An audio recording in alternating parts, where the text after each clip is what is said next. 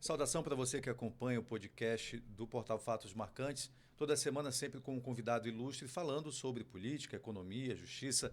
A gente tem o prazer e a satisfação de receber hoje aqui no podcast Bosco Saraiva, que é superintendente da SUFRAMA, que está completando quase um ano já. Saudação, Bosco, tudo bem? Muito obrigado por comparecer conosco. Obrigado. Uma alegria estar aqui com você em Fatos Marcantes, Fábio. Bosco, você está completando aqui, se não me engano, é abril, não é isso? Um ano à frente da superintendência? Assim, na verdade, final de abril. A gente final entrou de abril, né? dia 28 de abril, acho que por aí. Maio, né? Vamos contar maio. Nesse período aí de quase um ano, o que você já descobriu assim de diferente? Era o que você imaginava em relação à administração desse segmento? Você que já passou como vereador, deputado estadual, federal, vice-governador. Foi diferente? A SUFRAMA é enorme, né? Ela é quase que um ministério da Amazônia, efetivamente, do ponto de vista no tocante ao implemento do desenvolvimento regional. Você veja que é uma cobertura de Amazonas, Rondônia, Roraima, Acre e Amapá. Nossa região é uma região de difícil cobertura por causa da dificuldade do transporte aéreo e das distâncias através do outro tipo de transporte. A nossa comunicação via terrestre não existe com esses outros estados. E a gente tem que se deslocar por via aérea. E precisamos estar presentes, efetivamente, para poder cobrir todas as agências da SUFRAMA que existem nesses estados. Então, ela é grandiosa, ela é o maior evento econômico da história do Amazonas e da nossa região, especialmente desses estados aos quais eu me referi, da Amazônia Ocidental e mais o Amapá, que entrou posteriormente nessa cobertura. Portanto, não é fácil domar aquele cavalo, não. Mas deu para montar direitinho. A gente, quando vai ficando mais velho, a gente vai pelo atalho. Certo. Né? Não faz aquelas corridas de fundo, vai pelo atalho. Eu estou indo pelo atalho e conseguindo tocar, a meu ver, de uma forma bastante satisfatória, porque eu faço com alegria. Né? Eu tenho um histórico, como você sabe, de origem profissional efetiva no Distrito Industrial. Então, de 80 a 90, eu trabalhei nas fábricas do Distrito Industrial. Que bacana. Fui para lá como estagiário, saído do curso de eletrônica da Escola Técnica. Em 1980, fui para Sempre Toshiba, hoje Sempre TCL. Depois fui para a Sharp do Brasil, depois completei esse ciclo na Gradiente, quando em 1990 eu entrei na política.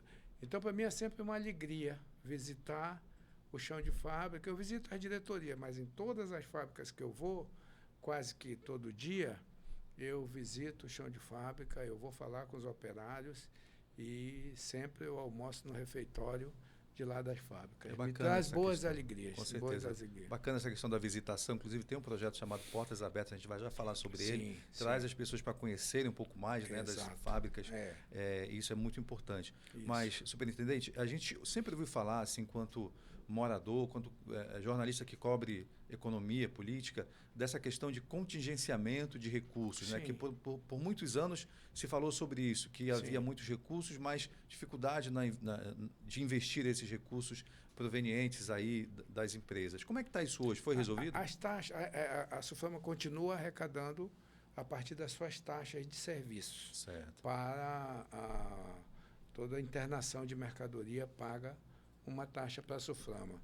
Anteriormente, esses recursos eram, até os anos 90, eram investidos na região através de convênio por projetos com prefeituras e governo de toda a região. A partir de determinado ano dos anos 90, ele passou a ser contingenciado, ele ficou retido em Brasília para posterior utilização, coisa que nunca aconteceu. Esse contingenciamento já teve fim, não há mais nenhum recurso contingenciado e os recursos que são arrecadados eles vão direto para o Tesouro Nacional, que é utilizado para os devidos fins aí, com relação às políticas dos governos instalados. No início da apresentação, você falou da questão do transporte, né, da logística, que hoje ainda é muito complicado. E a gente observa, por exemplo, no período da seca, da cheia, sempre há questões que acabam afetando o Brasil como um todo, né? E isso passa pela BR-319, que deve ser algo muito espinhoso de tratar dentro do governo, que já há promessas de se fazer, mas ainda parece que precisa de algum empurrão a mais. Fundamental. Já houve um avanço muito grande agora, no ano próximo passado, já na presidência do presidente Lula. Houve um avanço, há um estudo sendo feito, capitaneado pelo DENIT, para apresentar aos órgãos de controle ambiental o formato de acompanhamento ambiental quando da realização da nova pavimentação, do asfaltamento da via, e aí nós teremos a ligação por terra. A gente espera que, dentro do mandato do presidente Lula, ele possa reinaugurar essa ligação devidamente asfaltada. A ligação existe durante o verão, é possível transitar, há muita poeira, mas é possível transitar. Durante o inverno é bem mais difícil, mas já há um avanço muito grande com relação ao restabelecimento das pontes e pinguelas, como a gente chama, que existe ao longo do curso. São mais de 50 que existe ao longo de toda a estrada, desses 900 mil quilômetros da 319, mas já está bem avançado esses encontros que o DENIT está fazendo com relação a isso. Eu quero lhe dizer que nós, agora em fevereiro, deveremos realizar um encontro na SUFRAMA. Ainda hoje eu tratei desse assunto, o deputado Sidney Leite esteve presente, ele tem forte atuação nesse setor lá em Brasília, e um encontro para tratar exatamente sobre a questão da infraestrutura da Amazônia. Porque não foi só o Amazonas que sofreu com essa estiagem que ocorrida no final do ano passado. Também os demais estados da região, todos nós sofremos muito com isso. Isso atribulou muito o planejamento das empresas, da SUFRAM, das nossas agências, das fábricas instaladas, tanto aqui quanto nos demais estados. A gente viu a preocupação, inclusive na mídia nacional, falando sobre possibilidade de desabastecimento de produtos, né, por conta disso. Exato. Então é algo que também interessa ao Brasil, que nós tenhamos um plano B nessa questão do escoamento. Mas, Bosco, falando um pouquinho agora de política, você também está presidente do Solidariedade, não é isso? Continua. E a gente sabe que as eleições esse ano, né, vem aí com força total, talvez seja uma eleição totalmente diferente dos últimos anos, com inteligência artificial, com uma série de coisas, né? E aí como é que você está vendo essa perspectiva toda para a eleição desse ano? Nós tivemos uma eleição de uma bancada muito pequena. Nas últimas eleições nós tínhamos 14 deputados federais e nós só elegemos 4. Nós tivemos que nos juntar com o PROS para que nós pudéssemos ultrapassar a cláusula de barreira para as próximas eleições. Continuar tendo tempo de TV, utilizar fundo partidário, essas coisas da burocracia. E o Solidariedade, ele absorveu, ele incorporou o PROS. Certo. O PROS sumiu e manteve as cores, o nome e o número do Solidariedade a partir desta incorporação. Isso trouxe também todos os problemas do Solidariedade. Quem casa com a viúva assume os filhos, né? E nós cuidamos nos últimos 2 meses, 3 meses, de tratar a respeito, de desembaraçar as coisas relativas aos cartórios, a questão legal. Inauguramos na semana passada a nova sede de Solidariedade, ali na Avenida das Torres, já estamos bem instalados, e estamos trabalhando aqui em Manaus uma chapa de vereadores completa. Certo. Não participaremos diretamente de disputa majoritária, nem como vice, nem como titular de chapa. O nosso projeto passa por essa eleição, visa as eleições gerais de 2026, mas nós vamos participar, vamos apoiar seguramente uma candidatura. Essas conversas devem acontecer a partir de abril, certo. Mas agora nós estamos cuidando efetivamente de regularização em todo o estado do Amazonas, exatamente por causa do problema relativo à incorporação que a gente absorveu. Tem que desembaraçar para que a gente esteja apto também a disputar no interior do estado. Aqui na capital nós vamos apoiar uma das chapas, mas essas conversas serão a partir de abril. Com certeza a gente vai acompanhar. Superintendente, vou convidá-lo agora para participar de um joguinho da política amazonense que a gente vai ver aqui nessa tela algumas opções. A produção pode colocar na tela aqui as opções do joguinho das cartas para que o nosso convidado possa escolher um número aí dentro desses aí para poder... Número 1? Vamos ver quem está no número 1 aí para poder... Coronel Menezes. há alguma relação? Como é que você vê aí o Coronel Menezes no jogo da política amazonense? Alguma coisa a dizer? Esse já passou. Já passou? Já passou. Foi um rio. As rio. Águas já levaram. Tá certo. Comentário politicamente falando, as águas já levaram. Entendi. Mais uma opção, Número 2. Número 2. Vamos ver quem está no 2. Alberto Neto. Alberto é um deputado muito atuante, tem sua posição com o senhor clara. Ainda agora em Brasília? Sim, foi meu colega, fomos colegas. Muito respeitoso com relação a mim, eu também respeito ele muito pessoalmente. Tenho profunda divergência. Ele é água, eu sou óleo. Quando se fala de política e de posicionamento político. Ele é branco, eu sou preto. Então, a gente está... Mas, pessoalmente, eu tenho boa relação com ele. Correto. Até porque ele apoia ainda, né, a questão do Bolsonaro, tá, enquanto o bolsonarismo de forma geral, e o Solidariedade apoiou a eleição do presidente Lula, não é isso? Perfeito. Tá certo. Tem mais uma carta aqui, produção, para a gente colocar aqui, só para a gente finalizar aqui, para a gente ver se sai mais alguma surpresa dessas cartas uma coisa aí. Diferente. O que o senhor diria? Vamos no número 3. Vamos no 3 aí, vamos ver o que tem no 3. Vamos na sequência. Roberto Cidade. Roberto é uma liderança que está surgindo. Eu espero que consiga acumular com rapidez a experiência necessária para que um futuro, dentro de 8 a 12 anos, possa estar preparado para dirigir algum nível majoritário do nosso estado. Mas eu vejo com bons olhos o surgimento do Robertinho na política do Amazonas. Beleza, obrigado aí pela análise e participação aqui do superintendente no joguinho das cartas da política. Agora, Bosco, você acredita que essa questão da reforma tributária foi uma das principais conquistas que a Zona Franca teve? Não tenho nenhuma dúvida, Fábio. Depois da criação da Zona Franca de Manaus, o texto que a bancada conseguiu colocar na Constituição, essa bancada que a gente tem, coordenada pelo senador Omar Aziz, com toda a sua força presente junto ao governo, foi o inimaginável de bom que aconteceu para a nossa história econômica. Nós já temos no texto constitucional uma coisa que seria normalmente na lei secundária, nisso que ainda se vai discutir. Nós temos no texto constitucional a garantia de 50 anos, até 2073. Certo. Nós temos no texto constitucional a garantia de todas as vantagens, está escrito lá, que estavam presentes em 30 de maio de 2023. Nós temos no texto constitucional o tipo de imposto que a gente... Está escrito lá que o IPI da Amazônia permanece até 2073.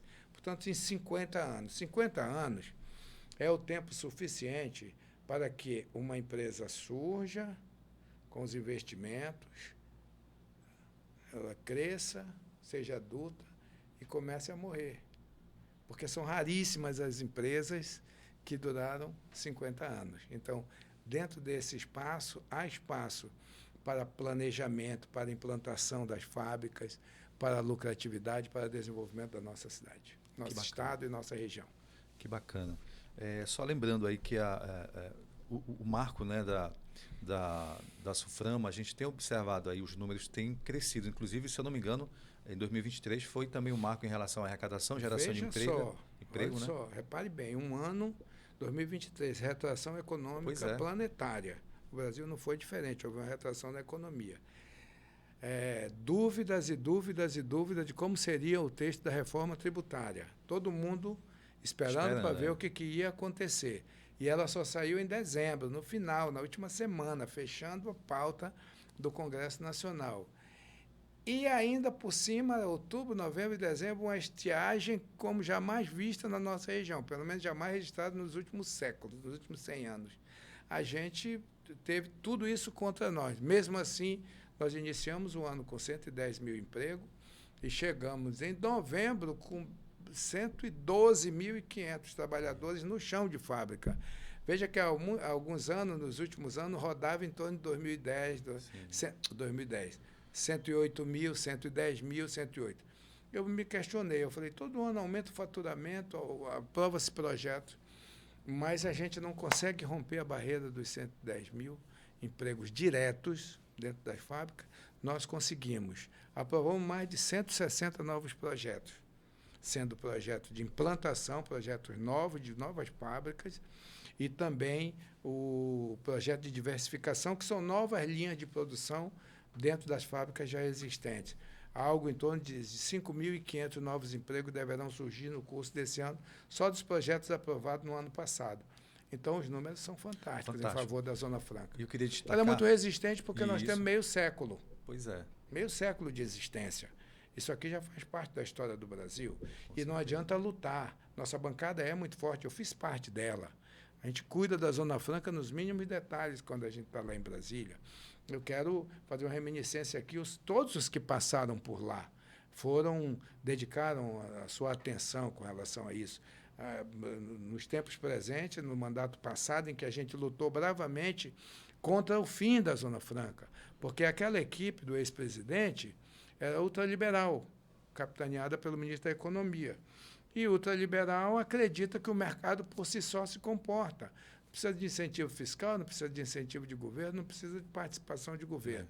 Isso não precisa lá no Chile, que é um filete das Cordilheiras dos Andes. Mas aqui no Brasil, num país em que estão presentes todas essas raças miscigenadas, num país em que a gente vai lá se encontrar com os russos, lá no Paraná, e sobe para o Alto Rio Negro e se encontra com os índios que já estavam aqui há 10 mil anos, esse país, a gente vai visitar nossos irmãos que vieram da África, que estão em Salvador, no Rio de Janeiro. Então, esse país é diferente, ele precisa olhar, de fato, para a sua grandeza.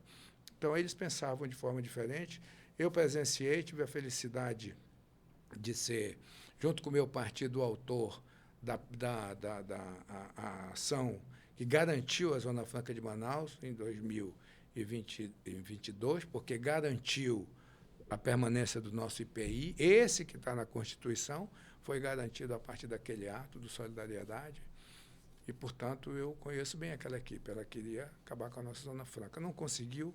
Nós somos muito fortes e seguiremos pelos próximos 50 anos o sendo. Se Deus quiser. Agora, Bosco, a gente tem aí empresas das mais diversas possíveis. A gente tem informação de que, inclusive, empresas que estão aí na crista da onda, que produzem carros elétricos, que já produzem baterias aqui e que já há reuniões com elas para que se amplie isso daí. Você pode destacar a BYD, por exemplo, a BYD vai produzir baterias para os carros que serão feitos na planta de Camaçari, na Bahia. Mas as baterias, até porque a gente não pode produzir carro aqui na Zona Franca de Manaus. Mas a gente vai produzir, o projeto está aprovado. A BYD já está aqui, eles já fabricam as baterias dos ônibus para a fábrica de Campinas.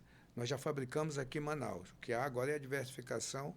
Para 2025 deverá iniciar a fábrica de Camaçari, na Bahia. E nós seremos os fornecedores da BYD, das baterias aqui. A Moura, recentemente, esteve comigo, já alugou o galpão aqui também para fabricação de baterias fotovoltaicas, essa coisa, e caminha também para a fabricação de baterias para carros.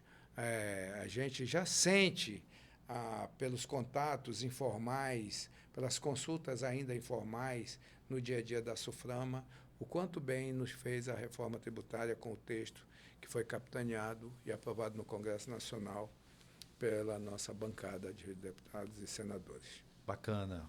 Superintendente, tem mais um quadro aqui que a gente vai trazer manchetes que lá no portal geraram muita visualização, muito comentário, para que o senhor também possa dar uma comentada, ver o que o senhor acha desse assunto. Tem aqui o primeiro tema, que foi a recente cassação do mandato do deputado federal, acho que o senhor conhece, por trabalhar em Brasília também. Conheço. Silas Câmara, e que, logicamente, ainda pode haver a questão do recurso, até que de fato haja alguma coisa nesse sentido, mas é algo que chamou a atenção, porque em anos anteriores teve situações até bem mais graves e que não resultaram na cassação. O que o senhor acha que pode acontecer daí para frente? Olha, eu espero que se mantenha. O deputado Silas é um importante deputado, um líder da bancada evangélica. Lá são 120 deputados e tem muita força, e nós somos tão poucos.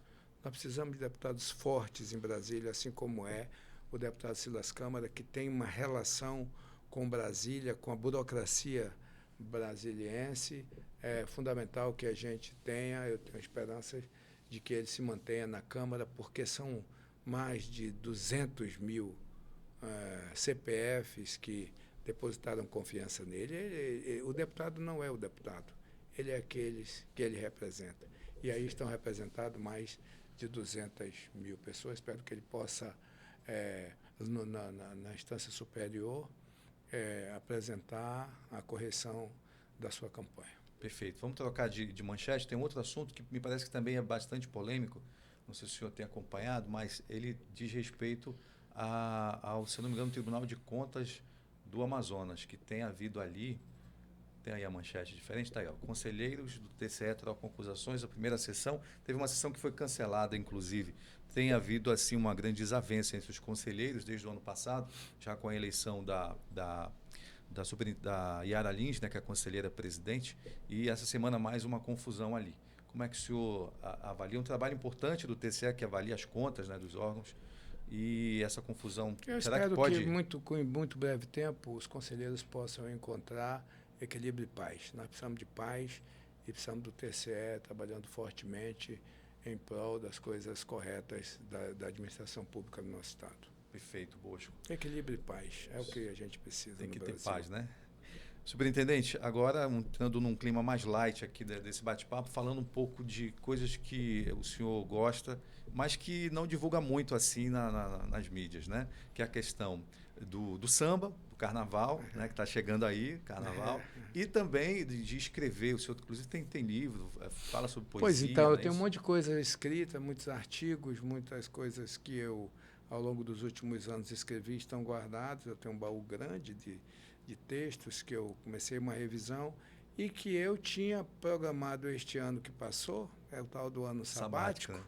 Exatamente para organizar essas minhas coisas. Eu queria organizar pelo menos 2 livros que eu preciso concluir, que estão prontos, mas precisam de atenção, precisam de paz, de silêncio e tal.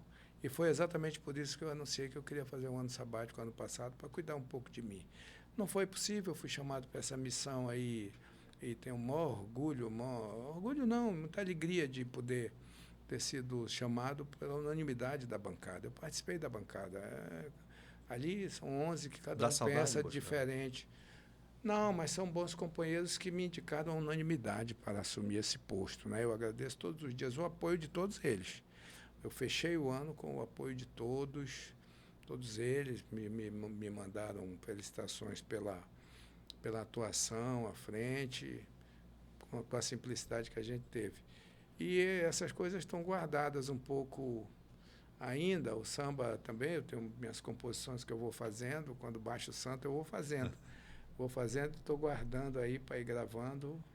Mas são coisas particulares. Assim, uma composição assim que marcou, assim, tem alguma? Eu tenho alguns sambas enredos da Reino Unido dos primeiros tempos, né? O Arrasta Sandália é um bom samba. O samba de concentração do Morro é meu, não é? Esse bacana. Que toca quando a escola vai entrar.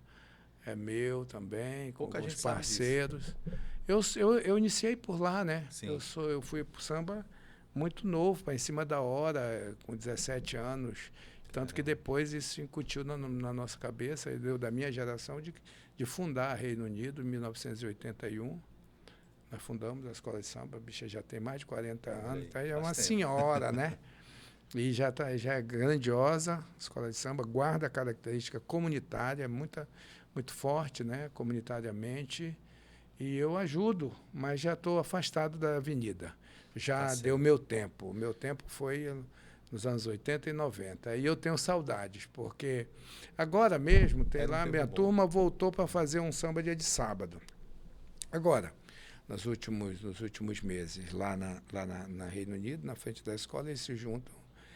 E assim, eles, poxa, vamos lá e tal, a gente acordou. Todo mundo foi. Eu não fui porque eu fico com medo de chorar. Porque muitos amigos meus partiram. Né? A lembrança vem, né? Aí eu não me sinto completo sem eles. E como eles não estão mais, eu vou ter que superar isso. Não digo que eu não vou. Daqui a pouco sentar com eles, tocar um samba lá. Não sei mais tocar pandeiro, já parei faz tempo.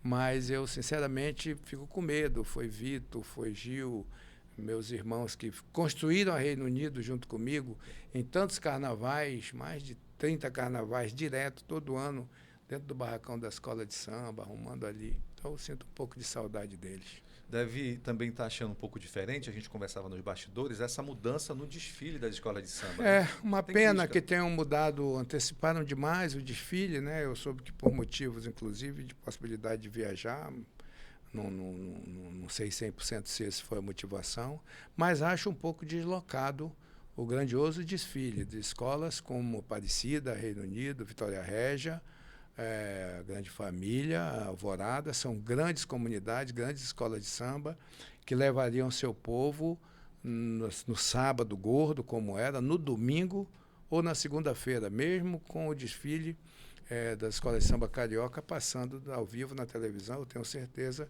que o povo daqui iria ver a sua escola.